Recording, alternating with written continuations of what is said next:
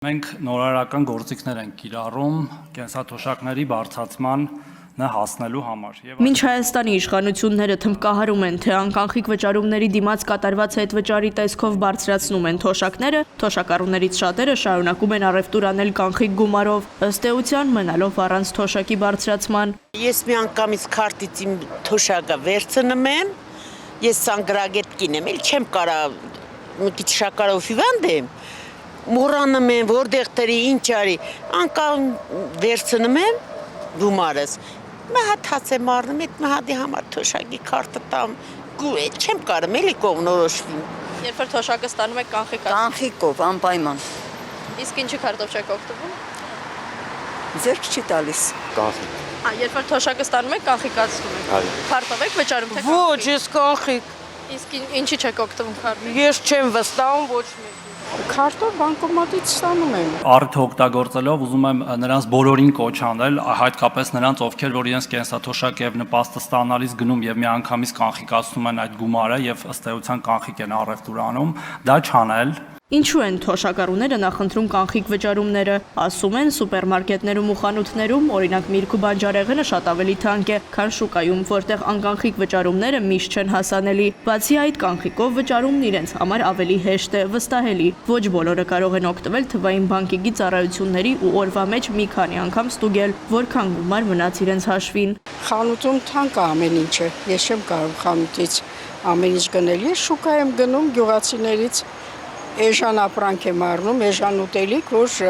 ամիսը փակվի։ Թոշակը ասեմ ինձ հասցնում է ոչ էլ վախտանում, կանխիկ եմ անում, վախտանում, ունենց եմ անում։ Իսկ կոմունալները ոնց եք վճարում։ Լիքեր Դա ոնց կարա հերիքի համ կոմունալի, համ քարտով ինչ-որ բան անենք, ուտելիք առնենք։ Հնարավոր է դա։ Եթե ասենք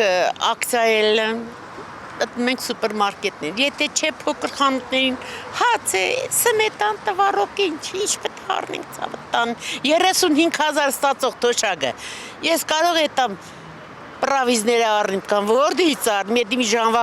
բան է փողը։ Հայաստանում նվազագույն սպառողական զամբյուղի արժեքը 81681 դրամ է, մինչդեռ պաշտոնական թվերը ցույց են տալիս, որ շուրջ 500,000 թոշակառուներ միջինում ստանում են 49000 դրամ։ Դա չի բավարարում նույնիսկ սննդի ամսական ծախսերին։ 37000 թոշակ եմ ստանում ցավտանին։ Մենք մարդուկին ենք։ 45 էլ ամուսինս է ստանը։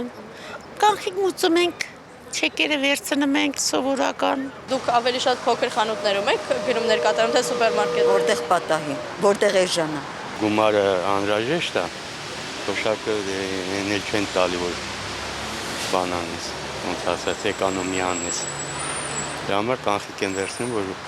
ուզենամ ինչ-որ միտեղ մի բան առնեմ կամ շարժեմ։ Բայց շուկայում չէ, քարտով չեն ստանում։ Անհատ մարդիկ են վաճառողները։ Դա ինձ համար լավ է, որ ես կարողանում եմ ուտելիք առնել, գնել։ Իսկ խանութում ամեն ինչը թանկ է։ Ամեն առևտրի հետ իրենց ստացած չնչին թոշակի մնացորդը հաշվող այս մարդկանց համար թոշակը չի բարձրացել ոչ մի դրամով։ Ասում են, անգամ եթե անկանխիկ վճարեն, ոչինչ չի փոխվելու, քանի որ նույն ապրանքը սուպերմարկետներից ավելի թանկ են գնելու։ Հայաստանի կառավարությունը թոշակառուների համար հետվճարի համակարգ է ներդրել 2023 թվականից։ Բոլոր նրանք, ովքեր կատարում են անկանխիկ վճարումները վաճառքի կետերում, ամսվա վերջին հետ են ստանում վճարած գումարի 12%-ը, մինչև 4000 դրամ։ Հաջորդ տարվա հունվարի 1-ից հետ վերադարձ կկատարվի արդեն 20%-ի չափով։ Արդյոք կարելի է համարել, որ գործնականում թոշակները բարձրանում են։ Տնտեսագետ Սուրեն Պարսյանը կարծում է ոչ։ Մենք պետք է հասկանանք, որ այս գործընթացները պետք է իրականացեն մեկը մեկի հաշվին։ Այո, պետությունը ուզում է խրախուսել,